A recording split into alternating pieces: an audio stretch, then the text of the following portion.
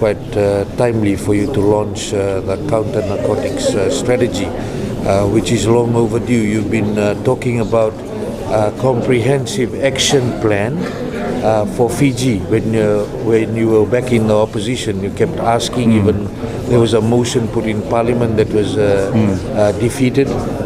Today is the day when the action plan is finally approved from Cabinet and launched for the country. What does this mean?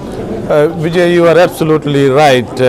Today is in some sense a very historic day, in the sense that it is a day that a government has taken a strategic action in terms of addressing this fundamental problem that we've had over the last so many years.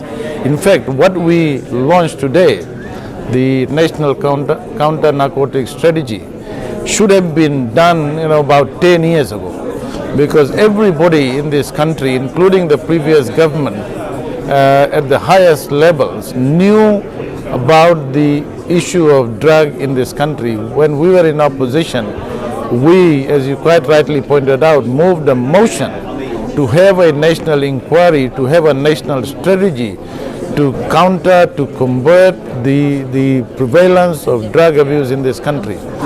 That was not done. We, as a coalition government, we have taken this problem head on, because this is an issue which is not just destroying the lives of individuals, families, communities. It is also a threat to national security, economic stability, and no government worth its salt can ignore this. And so this is a very, very significant step by the coalition government, which approved not only a counter-narcotics strategy, but we are going to set up a narcotics bureau, which will be well resourced. We are working with our international partners, and as you can see, there is a lot of interest in what the government is now going to do with this strategy. We are also very appreciative and thankful for organizations, media organizations like yours, Communications Fiji Limited, for being part of this event today, and for advocating, through your own platforms, about the harm, about the difficulty that people are going through as a result of this. So I think today, before the budget is delivered on Friday, is a very, very important decision by this government to actually launch this strategy, put a plan of action, bring all different stakeholders together to be able to address this fundamental issue. And now the work begins. I think it will be very important for us to ensure that the implementation of not only the action plan, but translating this strategy into very specific implementation strategies, which should include, a big part of that should include awareness. People stopped talking about this over the years, and it's only now in the last 18 months, with the free media, with the ability of the people to talk about it, that this issue has gained this prominence, and the government is right there to tackle this head on. Professor Prasad, what do you have to say to the people of Fiji waiting on Friday for your budget announcement in relation to ensuring that enough finance, enough money is provided to make these strategy plans a reality? There will obviously, Vijay, that's a very good question. Obviously, we will be providing funding for the implementation of this strategy, for the Counter-Narcotics Bureau, but there is also a big effort to garner international support, international funding. Our donors, our development partners have indicated to us in a big way, their support, so that we can work together. So I think I can say to the people of Fiji that after so many years, you have a government that has taken this problem head on, we're going to put the appropriate resources, not only in terms of looking at the supply, demand, but also awareness, building rehabilitation centers, making sure that different agencies, civil society organizations, NGOs, faith-based organizations, Vanua, communities, religious organizations, all the different groups who matter in this strategy are brought together, and we will see not only in this budget, but I intend in the next budget to look at how we can provide substantially more funding to take this forward as a 3 or 4 or 5 year strategy to eradicate this problem if we can in the next 5 to 7 years. My final question in relation to supply reduction, the huge drug busts that have been conducted, that's the ones that have been detected. The one in Nandi, the biggest bust ever, could have supplied methamphetamine for Australia for the whole of the year. That's the volume of drugs found. Now, knowing that majority of it is coming through, most likely through the maritime areas, and Fiji being a hub and a transit point, so and then the overflow coming into the society now, where we can see people are saying that a lot of hard drugs are being used there. What are you planning to do with the Ministry of Home Affairs to ensure you garner the international support to keep our maritime areas and the surveillance updated compared to how it is now? As the Minister for Home Affairs and the Prime Minister have both said that the ability of us as a country and as a region to counter this menace of the supply of illicit drug, the trade in drug, we will have to have a very, very well thought out, closely knit, deeply integrated partnership with Australia and New Zealand in particular, with the US and other international partners. And I think the Ministry of Home Affairs, the Minister himself has done a lot of work already. And what you will see in the next 6 months to a year, a lot of activities to address that. Apart from that, we are going to strengthen other agencies such as FRCS, our international borders, airports, ports, to ensure that people who are involved, in fact, as the Minister has pointed out before, a lot of these agencies had corrupt elements, letting this thing through. Vijay, you don't just suddenly end up with $1 billion worth of drugs. You start with small quantities, then it grows. So over the years, and under the previous government, we have to say this very, very clearly. These things were allowed, and in my view, some of those were ignored when everybody in the country, on the ground, in the communities, knew that drug was a big issue.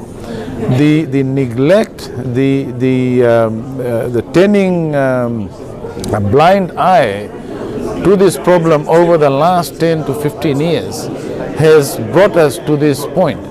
And it is going to be a very, very challenging start for us as a government, for all those people who are involved in addressing this. But as I said, this strategy, the support, the advocacy, the collaboration that we've been able to harness over the last 18 months on this issue is actually quite significant.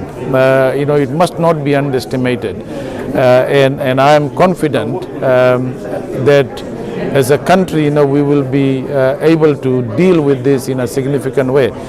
From an economic point of view, Vijay, as Minister of Finance, this is also about confidence. When, you have drug busts every week, when you have people abusing this, young kids, who need to be more productive, people who should be in employment, there's a lot of huge economic cost of drug abuse in any country. And we've seen countries actually decimated, communities, economies, life of people decimated because of drug. And so it's not a small issue. It's a big issue.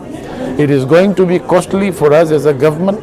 And that is why we are saying that the collaboration and the support of our international partners, and we are very pleased to say that our international partners are coming out very willingly and in a big way to support this strategy and effort by the government. Thank you. We've got the Minister for Justice, Mr. Siromi Turaga. Mr. Turaga, a lot of work to be done. Today is a historic day for the counter-narcotics strategy to be launched, which will look at a number of specific strategic action plans. You came in as the Attorney General, of course, the first 18 months or so, also as Minister for Justice, and now looking at the Minister for Justice portfolio, but have been heavily involved in this issue. When you came in, the government had a mammoth task. Yes. If you can talk about what has been achieved in 18 months and the work that lies ahead in terms of drugs and the issues that the country is facing. Thank you. I think even before government coming into power, we were all watching from the side. We knew what was going on, and there was no concrete steps by government. That was so crystal clear. Then we came in. We started to address some of the key issues, fundamental issues. I recall when the Minister of officials from the Ministry of Home Affairs want to have a meeting with me. I was meeting with other agencies of the police, the narcotics, and everyone in terms of my concern. And then I'm excited today. No, it's a fantastic day for Fiji. We have a roadmap where we can go ahead, clear demarcations of the issues and the roles. And government is basically, I stand here as a government minister urging everyone, members of the community, faith-based organization, NGOs, and of course the Vanua, come on board, get involved into the strategy. We every day we seeing issues on the television, social media, where the lives of our children are at risk. Of our serious concern is the mysterious deaths, and it's been like every single day, one day after another. The police, as I said, some of them are linked to drugs. At the Lomaiviti Provincial Council meeting, it was articulated by the Minister of Itoke. I've been going out to the communities, and I go out with one of the team from the narcotics team to try and raise awareness, and I will continue to do so. I am a minister, I'm a father, I'm a member of a village, I'm also a member of a church. My heart goes out to this nation that we can save. I used to be, I normally watch some of these programs, documentaries. I think what we need to do is take follow suit of what they do in South America, Latin America, where it's a total government approach, go after one another at some of these. The strategy is good. I think at the end of the day too, people want to know that some people who are involved needs to be made accountable. We need to see more raids, more arrests, people with unexplained wealth who are involved to be taken account. At the end of the day, that's what we want. We hope that through this strategy and with the collaboration from all our partners, we'll see some practical actions soon or in the near future.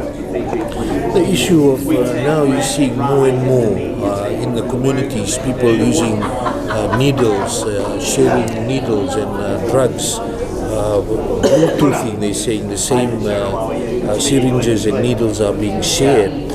Issue of HIV/AIDS, dramatic increase compared to previous years. The killings, execution-style killings, and even people under the influence of drugs, police saying more of them raping their own mothers and daughters.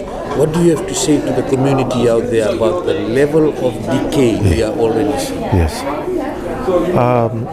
All I want to share is the community need first When they are aware of this incident, they must report to the proper authorities. There is a tendency to putting on social media. That does not help. You need to report to the proper authorities, and the proper authorities is the narcotics team. They need to know so that they can investigate, gain intelligence. And we need to share. We need a collaboration like this. I've even urged within my church that the church must start talking about it. Because around the corner shops, kids as young as 17, 18, 19 have been arrested. And this morning I was sharing with my staff on my way to work. A package, how dangerous that package is, you don't know. It's just like any other thing.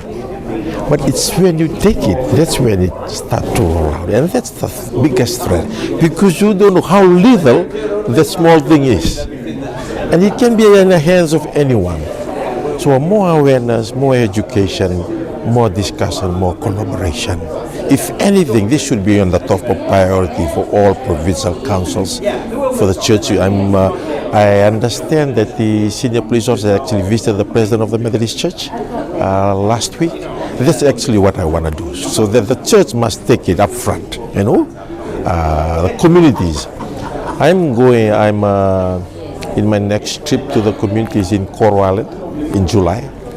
I'm going with my team, of course, to try and advocate about the state. The good thing that I have a strategy here, and also with the chairman of Coral Crime-Free program, work with them in a practical way, so that these NGOs who are partner of this can also be involved. We can't allow the ordinary police officers to address this.